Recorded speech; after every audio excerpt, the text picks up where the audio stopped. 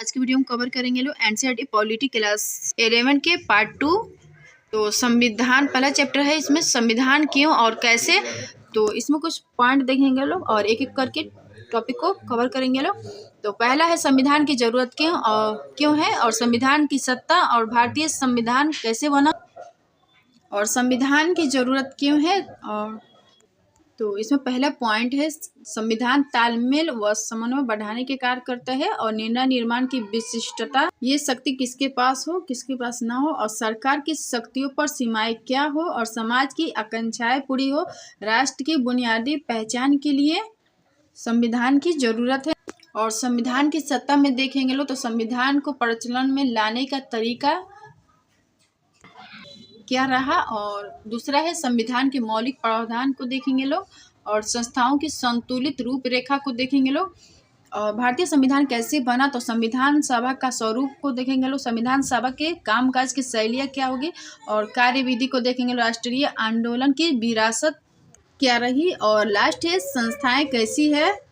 तो ये सारे पॉइंट को एक एक करके कवर करेंगे लोग। तो यहाँ पर संविधान के पहला काम हो गया, संविधान तालमेल बढ़ाता है और भरोसा दिलाता है।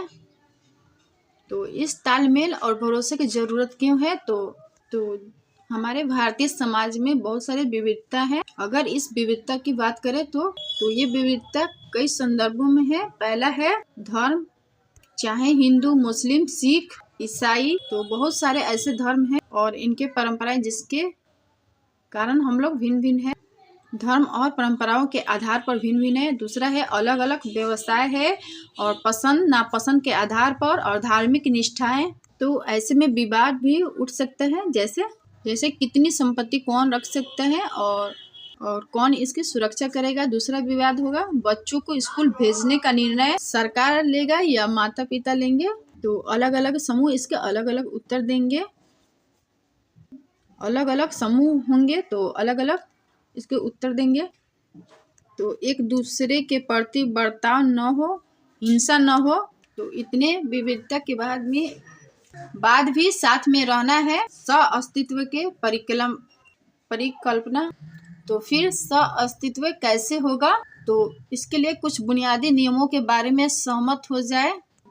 तो इसके समाधान है कुछ बुनियादी नियमों के बारे में सहमत हो जाए और इसके लिए कुछ बेसिक रूल बना दिए जाए। और ये बेसिक रूल ऐसे हो, अगर कोई इसका उल्लंघन करता है तो और इस रूल को उल्लंघन करने पर दंडनीय प्रावधान हो, और ये रूल लीगली इन्फोर्सेबल हो। और दूसरा है निर्णय निर्माण शक्ति। तो इस बेसिक रूल को बनाएगा कौन।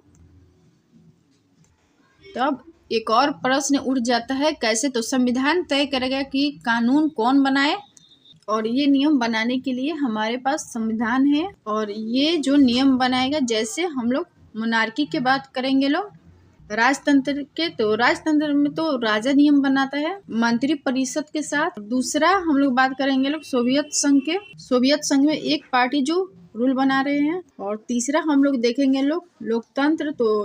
तो कुछ देशों ने अगर लोकतंत्र को अपनाया तो इस लोकतंत्र में जनता नियम बनाएगी, जनता तय करेगी। लेकिन जनता कैसे तय करेगी और जनता तय करेगी, तो इसके लिए दो विधियां है, तो प्रत्यक्ष विधि, अप्रत्यक्ष विधि। और यहाँ पे देखेंगे लोग तो हम लोगों ने अप्रत्यक्ष विधि अपनाए हैं लोकतंत्र की। अप्रत्यक्ष विधि में हमने प्रतिनिधि को चुना, और ये प्रतिनिधि को कैसे चुना जाएगा, इसके लिए कौन सी विधि अपनाई जाएगी, ये भी संविधान बताएगा। अप्रत्यक्ष विधि में प्रतिनिधि चुना, और ये प्रतिनिधि कैसे चुना जाएगा ये भी संविधान बताएगा। देखेंगे लोग जो बेसिक रूल्स है वो कौन बनाएगा, तो भारतीय संविधान। इसका आंसर है संसद।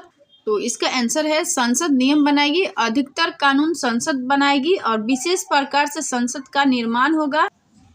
और संसद को यह अधिकार देने वाले भी एक कानून होने चाहिए।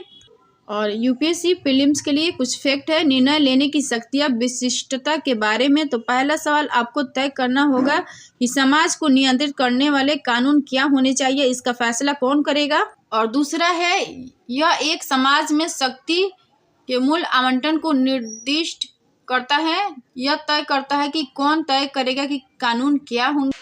और भारत में संविधान की सर्वोच्चता है, सरकार की शक्तियों पर सीमाएं लगा दे। और तीसरा काम क्या हो सकता है संविधान के, तो सरकार की शक्तियों पर सीमाएं लगा दे। तो पहली बात हम लोग समझे थे कि संविधान का काम है बुनियादी मूल्य बनाना और संसद नियम बनाए और सरकार द्वारा अनुचित नियम बना दिया गया। तो अब क्या होगा आगे, तब ऐसे में संविधान का क्या काम होगा। जैसे अनुचित नियम, फॉर एग्जाम्पल देखेंगे लोग, तो किसी को धर्म पालन से रोक देना। और अगर सरकार अनुचित नियम बनाए तब आवश्यकता है कि सरकार की शक्ति पर अंकुश लगाया जाए। और ये अंकुश है फंडामेंटल राइट, मौलिक अधिकार। इन फंडामेंटल राइट को संवैधानिक सुरक्षा प्राप्त है। अब यहाँ पे देखेंगे लोग, तो ये रूल बना दिया। और दूसरा है मौलिक अधिकार। तब क्या होगा इस कंडीशन में, तो ये जो रूल है नियम है तो शून्य घोषित किया जाएगा। किस मामले में, तो पहला ऑप्शन है पूरी विधि शून्य हो जाएगी। दूसरा है मौलिक अधिकार का हिस्सा शून्य माना जाएगा। तीसरा है विधि का उतना भाग शून्य या अप्रभावी होगा जितनी मात्रा या अनुपात में वह फंडामेंटल मौलिक अधिकार का उल्लंघन कर रहा है। तो इस कंडीशन में ये वाला जो हिस्सा है विधि अप्रभावी हो जाएगी और जितनी मात्रा में या फिर जितना वह मूल अधिकार फंडामेंटल राइट का उल्लंघन करेगा। और चौथा देखेंगे लोग, तो समाज की आकांक्षाएं और लक्ष्य। तो इसमें देखेंगे लोग, तो पुराने संविधान में पाबंदियां ज़्यादा होती थी और पाबंदियां सरकार के लिए होती है। और लेकिन आधुनिक संविधान में ऐसा सक्षम ढांचा प्रदान करता है जिससे सकारात्मक कार्य करना आसान हो जाए। तो ऐसे में केवल प्रतिबंध पर्याप्त नहीं है और ऐसे में सरकार के पास ऐसी शक्तियां होनी चाहिए कि वह गरीब व असमानता को दूर कर सके। इसका मतलब है सकारात्मक व लोक कल्याणकारी कार्य करें। और ये इम्पोर्टेंट फैक्ट संविधान के भाग 4 लोक कल्याणकारी की बात करता है जो कि DPSP है।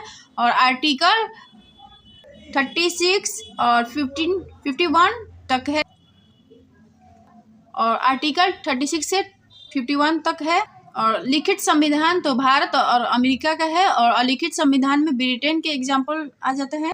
और ये प्रीलिम्स के लिए फैक्ट है लोगों की मौलिक पहचान के संबंध में। तो पहला है, इसका मतलब यह है कि एक सामूहिक इकाई के रूप में लोग मूल संविधान के माध्यम से ही अस्तित्व में आते हैं। दूसरा है, यह मामला हो सकता है कि कई बुनियादी राजनीतिक और नैतिक मूल्य अब विभिन्न संवैधानिक परंपराओं में साझा किए जाते हैं। और तीसरा है, भारतीय संविधान जातीय पहचान को नागरिकता का मानदंड नहीं बनाता है। तो पांचवा है, राष्ट्र की बुनियादी पहचान कैसे बनी। इसमें देखेंगे लोग, तो पहला पॉइंट है संविधान के माध्यम से हो सकती है। और इन सभी बुनियादी नियमों का समूह संविधान है और व्यक्तियों द्वारा इसे माना जाएगा। और सामूहिक पहचान के लिए ये बहुत जरूरी है कि बुनियादी नियमों के समूह पर एग्री कर जाए, हम सहमत हो जाए, ये बहुत जरूरी होता है। और संविधान एक व्यापक ढांचा प्रदान करता है, आकांक्षाएं, इच्छाएं, व्यक्तिगत अधिकार व स्वतंत्रताएं प्राप्त हो सके। और कुछ बुनियादी राजनैतिक व नैतिक नियम विश्व के सभी संविधान में अलग अलग है। तीसरा है, राष्ट्रीय पहचान की अवधारणा अलग अलग हो सकते हैं और भारत जातीयता के आधार पर नागरिकता नहीं मिलती है। भारत के संदर्भ में देखेंगे लोग, तो भारत में जातीयता के आधार पर नागरिकता नहीं मिलती है। और संविधान की सत्ता में देखेंगे लोग, तो संविधान क्या है, संविधान प्रभावी कितना है। और नया संविधान की अवधारणा न्याय के साथ जुड़ती है। और ये UPSC प्रीलिम्स के फैक्ट। तो यूनाइटेड किंगडम के पास एक भी दस्तावेज नहीं है जिसे संविधान कहा जा सके। और दूसरा पॉइंट है, दुनिया भर में कई संविधान कागज पर विद्यमान शब्द मौजूद है। तीसरा है, संविधान एक व्यापक दस्तावेज है जिसमें संविधान के बारे में कई लेख शामिल हैं। यह निर्दिष्ट करते हैं कि राज्य का गठन कैसे किया जाना है और इसे किन मानदंडों का पालन करना चाहिए। और संविधान का प्रभावी होना अनेक कारणों पर निर्भर करते हैं। पहला है संविधान को प्रचलन में लाने का तरीका। तो संविधान अस्तित्व में कैसे आया और संविधान बनाने की शक्ति किसके पास है। और अधिकतर देशों के संविधान इसीलिए असफल हुए क्योंकि अलोकप्रिय नेताओं द्वारा बनाए गए थे। और सफल संविधान किन किन देशों में था। तो पहला है भारत और दक्षिण अफ्रीका, तीसरा है अमेरिका। तो ये नियम राष्ट्रीय आंदोलन के मूल या विरासत भी कहा जाता है। जैसे सभी वर्गों का विकास हो और सभी को साथ लेकर चलना और समावेशी स्वतंत्रता भागीदारी की बात की गई थी। दूसरा है संविधान के मौलिक प्रावधान। तो संविधान के मौलिक प्रावधान तो फंडामेंटल राइट्स मौलिक अधिकार है और व्यक्तियों द्वारा संविधान का आदर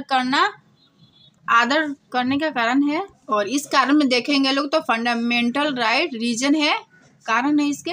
जैसे एग्जाम्पल में देखेंगे लोग तो अल्पसंख्यकों का उत्पीड़न किया जा रहा है। तो अगर ये रूल बना रखा है तो तब इन लोगों के पास कोई कारण नहीं है, तो अल्पसंख्यकों के पास कोई रीजन नहीं है। और संविधान खुद से न्याय के आदर्श स्वरूप की स्थापना नहीं करता है, उसे बुनियादी न्याय का ढांचा बनाना होगा। जितने ज़्यादा स्वतंत्रता, समानता, न्याय, उतनी सफलता की संभावना बढ़ जाएगा। और तीसरा पॉइंट है संस्थाओं की संतुलित रूपरेखा। तो संविधान को असफल करने के लिए जनता की आवश्यकता नहीं बल्कि छोटा समूह इसे असफल कर देगा। जैसे एक छोटा सा समूह है और इसको अधिक ताकतवर बना दिया, तो अब ये छोटा सा समूह किसका हो सकता है। ये हो सकता है न्यायपालिका का, कार्यपालिका का, और ये समूह हो सकता है विधायिका का। तो ऐसे में किसी भी अंग को ज्यादा शक्ति दे दी, किसी भी अंग को अधिक शक्ति दी तो वह संविधान में बदलाव कर सकता है, अपने पक्ष में नियम बना सकता है। अब ऐसे में इसे बचने के लिए चेक एंड बैलेंस की बात की गई है और व संतुलन की बात की गई है। तो न्यायपालिका का काम होता है न्याय करना और कार्यपालिका का काम होता है लागू कराना, जो नीतियाँ बनी है उसे लागू कराना। और विधायिका का काम होता है नियम बनाना। अतिक्रमण को नियंत्रित करने के लिए अवरोध व संतुलन जैसे सिद्धांतों को अपनाए जाते हैं और आवश्यकताओं के अनुरूप संविधान में लचीलापन हो। भारतीय संविधान कैसे बना। तो संविधान सभा कैबिनेट मिशन के अनुसार संविधान सभा का गठन हुआ था और 9 दिसंबर 1946 को पहली बैठक हुई थी संविधान सभा की और 14 अगस्त 1947 को विभाजन हुआ था। और संविधान सभा के सदस्यों को चुनाव अप्रत्यक्ष विधि से, और अप्रत्यक्ष जो विधि है 1935 के अनुसार प्रांतीय विधानसभाओं के सदस्यों के द्वारा चुना गया था। और मेथड कौन सी थी विधि। तो अप्रत्यक्ष विधि, एक नाम, एकल संक्रमणीय मत पद्धति, समानुपातिक प्रतिनिधित्व को भी फॉलो किया गया था। लगभग 10 लाख जनसंख्या पर एक प्रतिनिधि चुना गया था। और संविधान सभा का स्वरूप में देखेंगे लोग तो पाकिस्तान से विभाजन के बाद सदस्य संख्या भारतीय संविधान सभा की 299 थी। और जब हमारा संविधान बनकर तैयार हुआ था उस समय 26 नवंबर 1949 को 284 सदस्यों ने हस्ताक्षर किए थे और 26 जनवरी 1950 को गणराज्य हो गए थे। और संविधान सभा के सदस्यों के संदर्भ में कुछ फैक्ट देखेंगे लोग फिल्म्स के लिए। तो संविधान सभा के सदस्य अप्रत्यक्ष विधि से चुने गए थे और लोगों के द्वारा चुने गए प्रतिनिधियों के माध्यम से चुना गया था। और एकल संक्रमणीय मत पद्धति के द्वारा लगभग 10 लाख जनसंख्या पर एक सीट जो लगाए गए थे। और 3 सदस्यों के बीच सामान्य सिख मुसलमान के बीच में सीटों का बंटवारा किया गया था। और विभाजन के बाद विधानसभा में 82% सीटों पर कांग्रेस का वर्चस्व था। संविधान सभा के कामकाज की शैली में देखेंगे लोग तो संविधान सभा के कामकाज की शैली क्या थी। तो देखेंगे लोग तो पहला पॉइंट है, और इसे बहुत ही ज़्यादा रिप्रेजेंटेटिव प्रतिनिधि परक बनाया गया था। दूसरा है सभी सदस्यों के बीच में विचार विमर्श हुआ था और हमने फ्रांसीसी क्रांति व रूस की क्रांति के आदर्शों को भी अपनाया। और दूसरा है प्रमुख कमेटियां क्या थी। और संविधान सभा में कुछ मतभेद भी थे। तो केंद्रीकृत व्यवस्था हो या विकेंद्रीकृत व्यवस्था हो, और शासन पद्धति कैसे हो, और न्यायपालिका के शक्तियाँ क्या हो, ये सब पॉइंट को देखेंगे लोग। संविधान में एक ही ऐसा प्रावधान था जिसे लोगों ने बिना वाद विवाद को मान लिया था, वो है सार्वभौमिक वयस्क मताधिकार का सिद्धांत। नेक्स्ट टॉपिक है राष्ट्रीय आंदोलन की विरासत, कार्यविधि। तो प्रेसिड्यूस, तो नेहरू जी थे, अंबेडकर, डॉक्टर अंबेडकर, राजेंद्र प्रसाद और सरदार पटेल इन कमेटियों के अध्यक्षता कर रहे थे लोग। और यहाँ पर देखेंगे लोग तो विचारों पर सहमति कुछ मामलों में नहीं थे लोग। और ये फिल्म्स के फैक्ट, संविधान के शक्ति के स्रोत क्या है, तो प्रस्तावना, प्रीएम्बल। और प्रस्तावना की शुरुआत होती है हम भारत के लोग से, और ब्रिटेन के संविधान से FPTP fast past the post system. और सरकार के संसदीय स्वरूप, कानून का शासन, विधायिका में अध्यक्षता का पद और कानून का निर्माण विधि, ये सब ब्रिटेन के संविधान से लिया गया था। और आयरलैंड के संविधान से क्या लिया गया था, तो राज्य का नीति के निर्देशक तत्व DPSP, और DPSP संविधान में भाग 4 में है और आर्टिकल 36 से 51 तक है। और तीसरा है कनाडा का संविधान से, तो कनाडा के संविधान से अर्ध संघ व्यवस्था को लिया गया था, और शिष्ट शक्तियाँ भी कनाडा के संविधान से लिया गया था। और चौथा है फ्रांस का संविधान से, तो स्वतंत्रता, समानता और बंधुत्व को लिया गया था। और अमेरिका का संविधान से तो फंडामेंटल राइट, मौलिक अधिकार, न्याय, पुनरावलोकन और मौलिक अधिकारों का चार्टर, और न्यायिक समीक्षा की शक्ति और न्यायपालिका की स्वतंत्रता को लिया गया था अमेरिका के संविधान से। तो अगर वीडियो पसंद है तो लाइक, शेयर एंड कमेंट कर दीजिएगा लो। Thank you.